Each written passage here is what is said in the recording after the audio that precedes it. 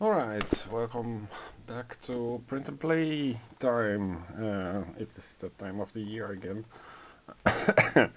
I made a book about the solo dungeon and I enriched it with several pages to draw in um, the, the dungeon. This game assumes that you have some kind of system to play with, and I was thinking about Scarlet Heroes, but it describes the dungeon and the choices that you can make, and so you read an entry, it goes to the page, and then, for example, 44F. To leave with no treasure, and then you go to 44F.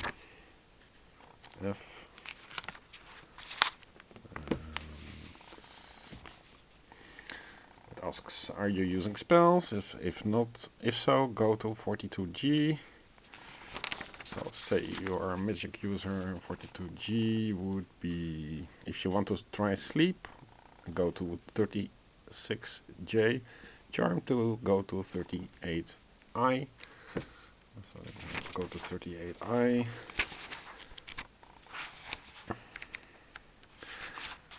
Especially trying to not have spoilers.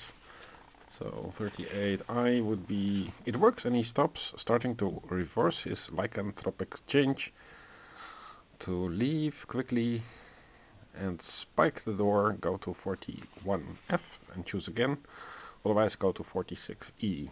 So you also would need some kind of inventory system, which is not included in the solo dungeon, but the solo dungeon is an application of solo RPG-ish games, and you can use 4 Against Darkness, I think, and yeah, it has several choices that you can make, and it instructs you to roll dice. So the outcome is sometimes different. Yeah, it's not exactly my cup of tea, but I thought why not print it out, because nobody talks about it. Next up is the ultimate Rogue-lite scoring system for Paperback Adventures. This is what I created over the last few weeks. It was quite a lot of work. These 12 pages, they they provide you every time with some kind of bonus,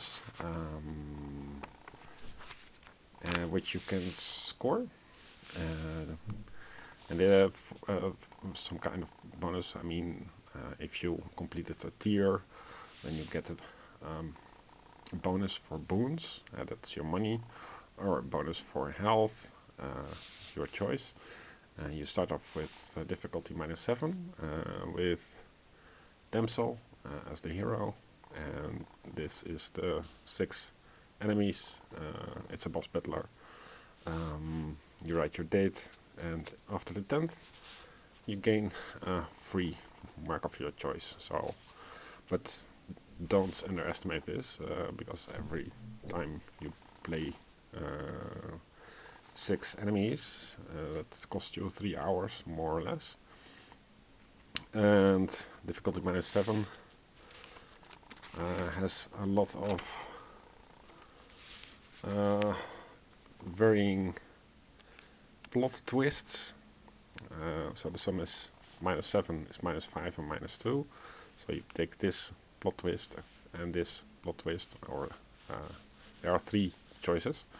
If you complete them all, then probably this would be a good way to gain a tier. And so also there are some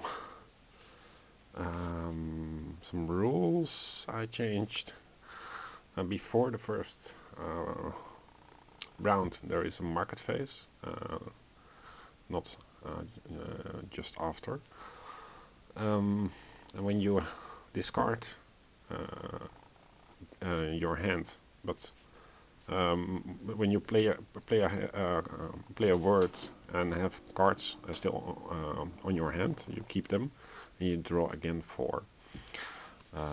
That way it's more modern than the road version.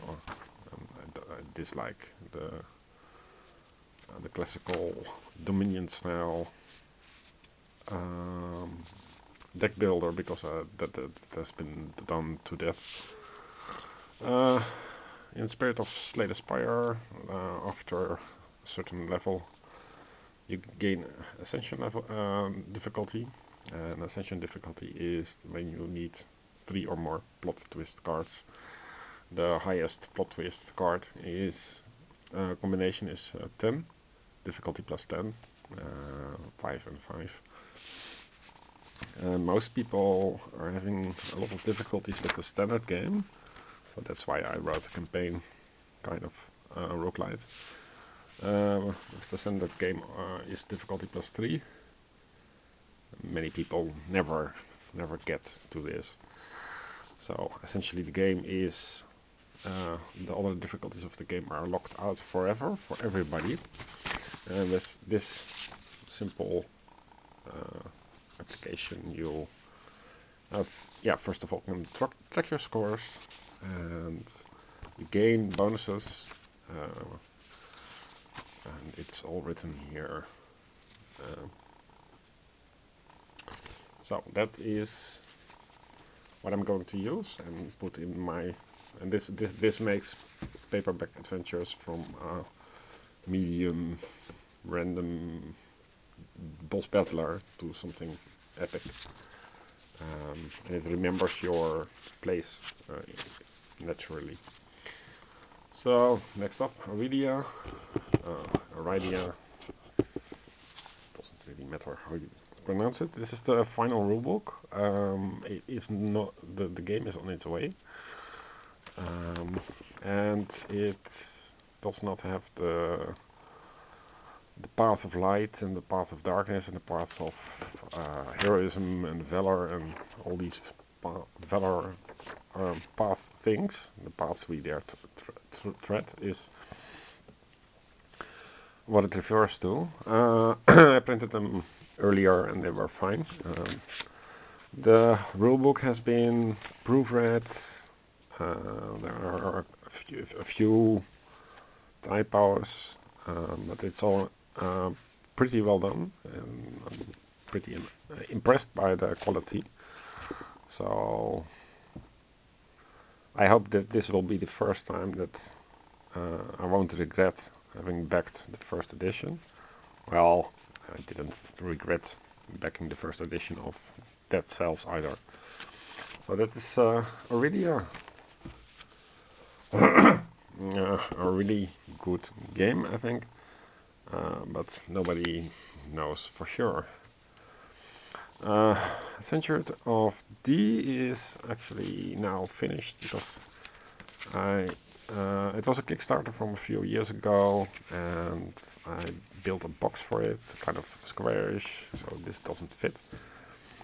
But at least now we have the rulebook, and it has, it's quite a rich game, but a bit weird. There are several ways to play it. There are several ways for a campaignish game, which isn't here, but there's an add-on document for it, but one day I'll get to it. Then there is the Return to the Forests of Adrimon. This is what I printed from the website. You don't really need this game, this document, because if you buy the expansion, then it will be already in the box,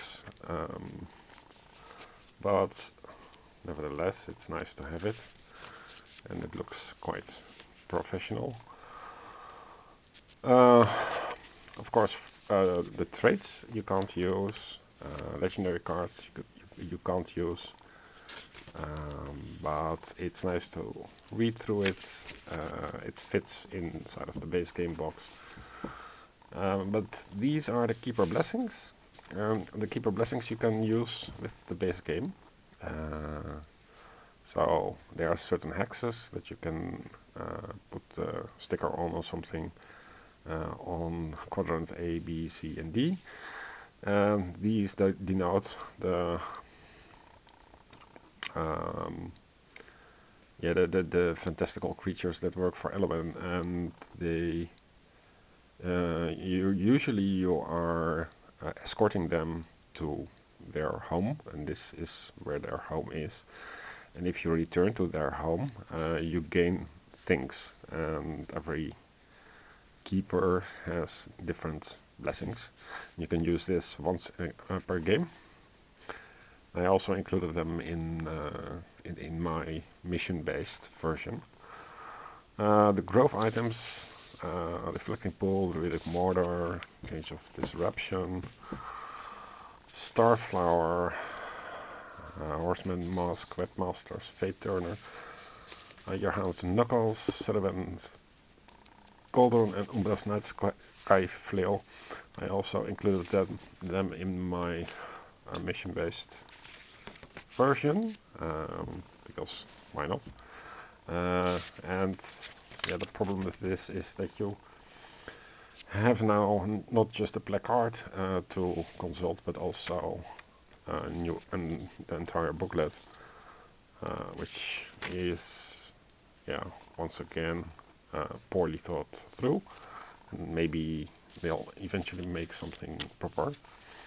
The bosses you cannot use because you have don't have the placard with the hit points basically, but it's nice to have. And here is the Magi 1 versus all, which you also cannot use because you don't have the Magi deck villain mat.